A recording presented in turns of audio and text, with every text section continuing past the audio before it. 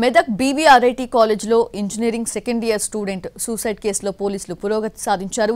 ఆన్లైన్లో బెట్టింగ్లు వేసి నష్టపోయిన తరుణ్ ఆత్మహత్య చేసుకున్నట్లు పోలీసులు తెలిపారు.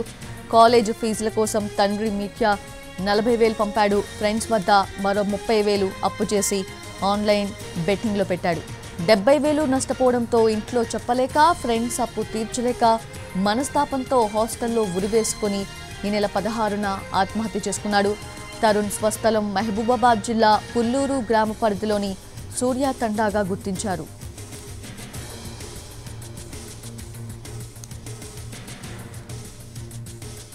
మరిన్ని వివరాలు మా ప్రతినిధి శ్రీనివాస్ అందిస్తారు.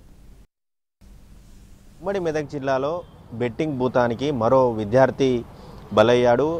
మెదక్ జిల్లా నర్సాపూర్లో ఉన్నటువంటి బీవీఆర్ఐటీలో సిఎస్ఈ సెకండ్ ఇయర్ చదువుతున్నటువంటి తరుణ్ అనే విద్యార్థి ఈ నెల 16న హాస్టల్లో ఉరివేసుకొని ఆత్మహత్య చేసుకున్నాడు. అయితే మొదటగా కూడా ఆత్మహత్య గల కారణాలు తెలియరాలేదు. దీంతో వారి కుటుంబ సభ్యులకు నర్సాపూర్ పోలీసులు సమాచారం ఇచ్చారు. అయితే సమాచారం ఇస్తే నిన్న వారి తల్లిదండ్రులు రావడం జరిగింది. తల్లిదండ్రులు వచ్చిన తర్వాత తల్లిదండ్రులను ఆరా తీస్తే ఈ విషయం అయితే బయటపడింది.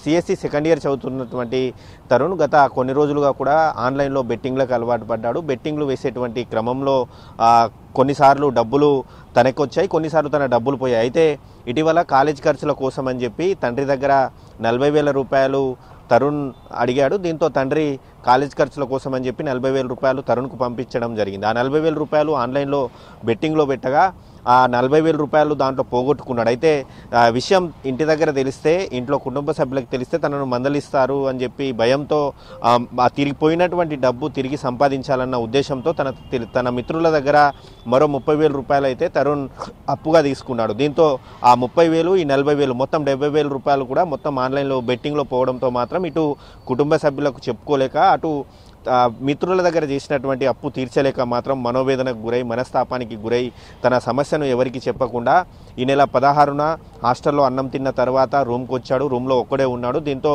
మధ్యాహ్న సమయంలో ఆ రోజు కాలేజ్కి కూడా తరుణ్ వెళ్ళలేదు. మధ్యాహ్న సమయంలో హాస్టల్ రూమ్లో ఉన్నటువంటి ఫ్యాన్కి తరుణ్ ఉరివేసుకొని ఆత్మహత్య అయితే చేసుకున్నటువంటి పరిస్థితి అయితే ఉంది. దీంతో వారి తల్లిదండ్రులు కూడా కన్నీరు మున్నీరుగా విలపిస్తున్నారు. ఎంతో కష్టపడి చదివిస్తే ఇంట్లో తరుణ్ ఒక్కడే కాస్త చదువుకున్నవాడు, చాలా పూర్ ఫ్యామిలీ నుంచి తరుణ్ అయితే వచ్చాడని చెప్పి తండ్రి బోరున విలిపిస్తున్నటువంటి దృశ్యాలు చూస్తే మాత్రం అక్కడ ఉన్నటువంటి వారందరూ కూడా కంటతడి పెట్టుకున్నారు.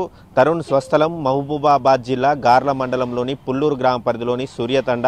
చాలా కష్టపడి చదివించాను. ఆ తరుణ్ అడిగినటువంటి 40,000 రూపాయలు కూడా వేరే దగ్గర అప్పుగా చేసి తండ్రి తరుణ్కి కాలేజ్ అవసరం కోసమని పంపిస్తే ఈ విధంగా బెట్టింగ్ భూతానికి బెట్టింగ్కి బానిసై తరుణ్ ఆత్మహత్య చేసుకోవడంతో మాత్రం తనకొచ్చినటువంటి కష్టం ఎవరికి రావద్దని చెప్పి ఆ తండ్రి గోడు వెళ్లవేసుకుంటున్నారు. ఉమ్మడి మెదక్ జిల్లాలో ఇటీవల ఈ బెట్టింగ్ భూతానికి చాలామందే బలయ్యారు.